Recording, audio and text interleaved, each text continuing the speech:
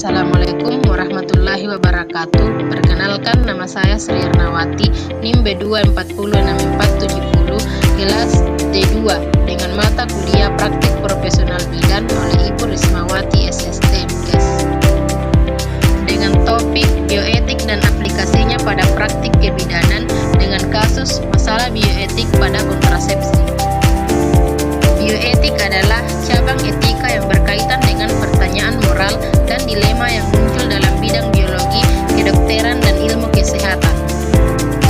Tujuan bioetik yaitu 1. Bioetik sebagai pengawal riset biologi dan bioteknologi modern. 2. Pembelajaran bioetik untuk mencegah dampak negatif yang muncul dari teknologi.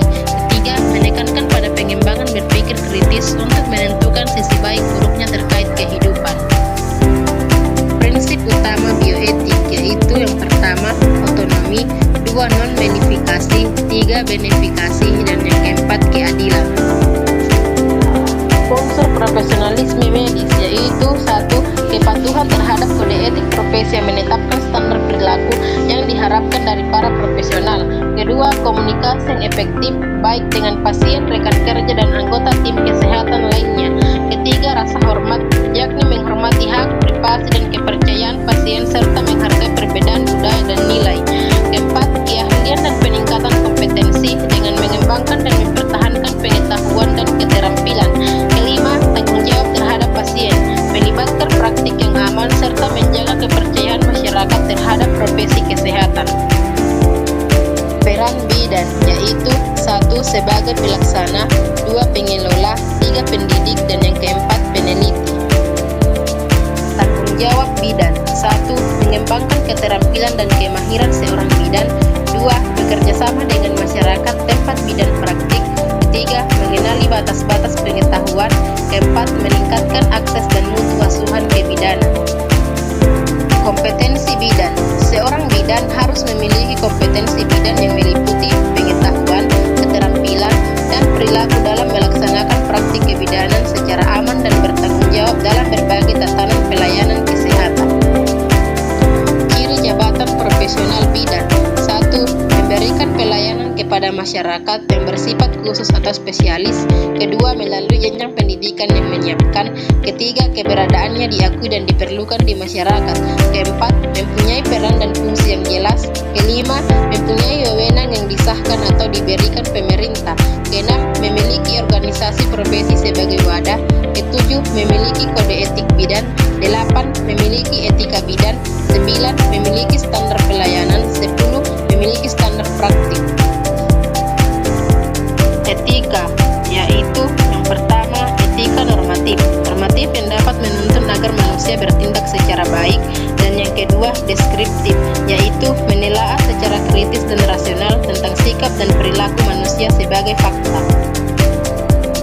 Kegunaan etika yaitu 1. Menjaga privasi setiap individu. 2. Menjaga otonomi individu. 3. Mendapatkan informasi yang fakta. 4. Mengatur tata cara pergaulan. 5. Menghasilkan tindakan yang benar. 6. Memfasilitasi pemecahan masalah. 7. Mengarahkan pola pikir seseorang dalam bertindak. 8. Memberikan petunjuk terhadap tingkah laku atau perilaku. Langkah bidan dalam menerapkan bioetik yaitu 1. Pendidikan dan pengetahuan. 2. Komunikasi dan keterlibatan pasien. 3. Informed consent. 4. Menghormati otonomi pasien. 5. Menghindari diskriminasi. 6. Kerahasiaan atau privasi. 7. Pemantauan dan evaluasi. Contoh aplikasi bioetik dalam praktik kebidanan yaitu 1. Penggunaan teknologi reproduksi. 2. Penanganan kehamilan dan risiko tinggi. 3. Aborsi. 4. Penelitian kebidanan. 5. Keputusan pada akhir hidup. Contoh kasus masalah kontrasepsi.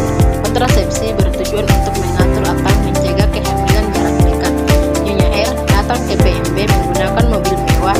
Dia ingin menggunakan alat kontrasepsi jangka panjang. Tanpa menjelaskan terlebih dahulu, bidan K langsung menyarankan Nyonya R untuk menggunakan APDR dengan merek mahal. Apakah bidan tersebut menggunakan prinsip bioetik?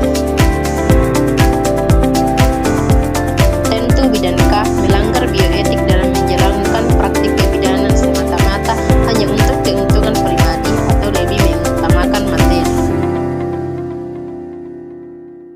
harus dilakukan bidan K sesuai dengan kasus di atas adalah: 1. Memberikan informasi mengenai berbagai macam alat kontrasepsi beserta efek sampingnya. 2. Memberikan berbagai pilihan dari kontrasepsi yang ia butuhkan. 3. Merekomendasikan kontrasepsi apabila klien memerlukan pendapat dari bidan. 4. Meyakinkan pilihan atas alat kontrasepsi yang telah dipilih klien.